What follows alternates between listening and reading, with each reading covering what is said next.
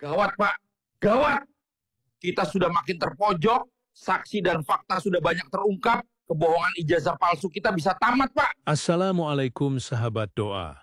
Bagaimana hari-harimu selama ini? Pagi ini kopi terasa pahit karena masih bercampur dengan aroma ijazah palsu.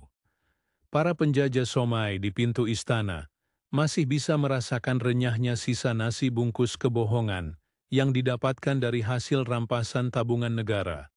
Mantan Kaisar Konoha yang sedang menderita akibat terlalu banyak memakan makanan palsu masih punya andil cawe-cawe untuk mengatur geng komplotan yang hanya ganti kesing saja. Namun kita mencoba menyampaikan informasi Konoha hari ini dalam versi kreativitas netizen Indonesia dalam bentuk video iVeo3, di mana mereka menyindir tentang ijazah palsu Jokowi yang hingga saat ini masih menjadi polemik yang membagongkan rakyat. Bayangkan sekelas presiden jika tidak mempunyai dokumen resmi, tetapi tetap bisa berkuasa hingga 10 tahun. Yuk, kita nonton videonya. Gawat, Pak. Gawat.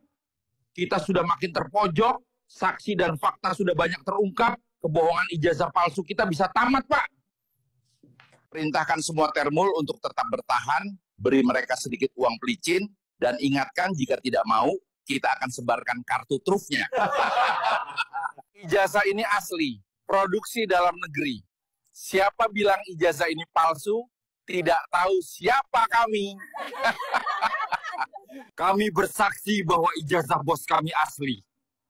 Siapapun yang bilang itu palsu, akan berhadapan dengan kami. Kami percaya ijazah guru kami asli, dia adalah pemimpin terhebat dalam sejarah. Saya begini karena ingin jadi komisaris. Saya akan terus menjilat. Sampai jadi komisaris. Jangan khawatir, Pak. Kami akan bantu bilang dokumen ini identik.